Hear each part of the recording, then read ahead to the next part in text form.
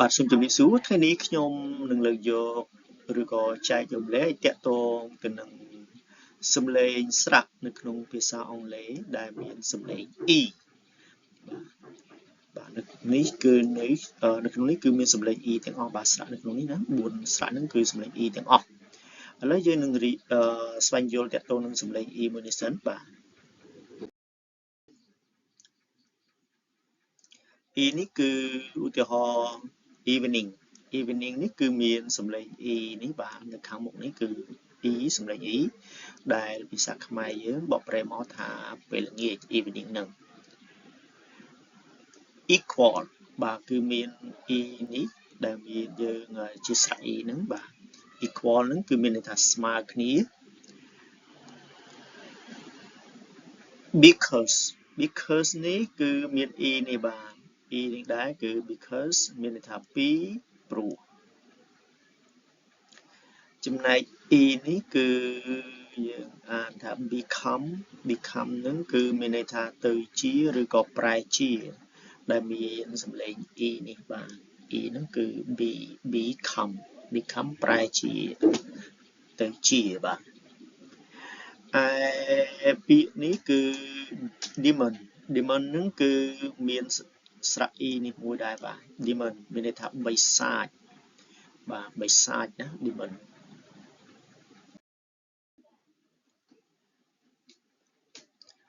ចំពោះ e បាទ e មួយទៀត e នេះ long បាទ long ស្រៈដែលមានសំឡេងវែង e នេះបាទឧទាហរណ៍ b ហ្នឹងមានន័យថាឃ្មុំ queen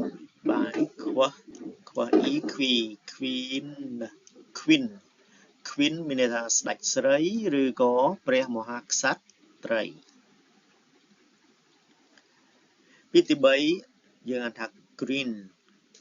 នេះក្រាស់ e green ហ្នឹងមានថាពណ៌បៃតងពាក្យទី4យើងអានថា beef បាទសំឡេង e នេះ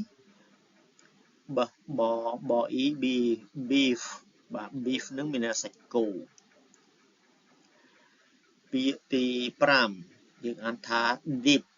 បាទមានអក្សរដូ e d ផ deep មានជ្រៅឬក៏ពន់ពេកស្រៈមួយទៀតបាទគឺ ea នេះគឺសំឡេង e ដែរឧទាហរណ៍យើងអានថាពាក្យនេះគឺអានថា eat ដោយសារតែនេះគឺ e បន្ត eat មានថាហូបឬក៏ញ៉ាំពាក្យទី2យើងអានថា meat បាទនេះអក្សរ e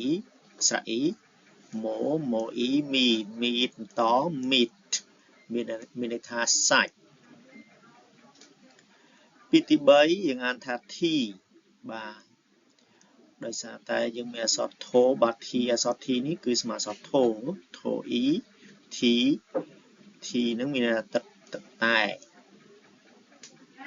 ពាក្យទី4គឺយើងអានថា sea ដោយសារ se នេះអក្សរ ea នេះ e ស e sea នឹងមានន័យថាសមុទ្រពីបន្តទៀតយើងអានថា big ហ្នឹងប e b ក big ហ្នឹងមានថាចំពុះបាទចំពុះសត្វណា big ពីបន្តទៀតគឺ leaf ដោយសារនេះគឺអក្សរឡដាក់ស្រៈ e leaf នេះ ហ្នឹង leaf ស្លឹកឈើបាទ leaf ហ្នឹងស្លឹកឈើ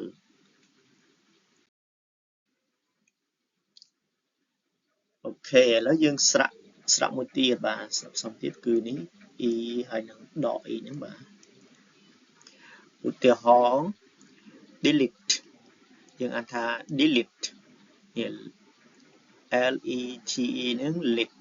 delete ហ្នឹងមានថាលុបពាក្យមួយទៀតយើងអានថា complete បាទនេះពាក្យនេះគឺ com ហើយនេះផជាងលបផ្ល e pleat បន្ត complete នឹងមានន័យថាបំពេញឬក៏បង់គ្រប់ ពាក្យទី3យើងអានថា this នេះអក្សរដូអ៊ី this ស this នឹងទាំងនេះវាបន្តទៀតគឺយើងអានថា sim នេះគឺស្មើនឹងអក្សរសសអ៊ី sim មិនមែន simi ណា sim បាទផ្សាកនៅខាងចុងនេះក៏មានសំឡេងទៀតណាគេថា sim នឹងមានន័យថាអត្ថបទឬក៏ផ្ទៃរឿងអូខេបាទអរគុណច្រើនដែលបានតាមដានឬក៏បានមើលវីដេអូដែលខ្ញុំបានលើកទាក់ទងទៅនឹងភាសាអង់គ្លេសនេះហើយសម្រាប់បងប្អូនដែលមិនទាន់បានជួយចុច Subscribe បាទសូមបានលើកទឹកចិត្តខ្ញុំដោយចុចពាក្យ Subscribe នៅក្នុងវីដេអូមួយនេះបាទសូមអរគុណច្រើនបាទសូមជម្រាបលា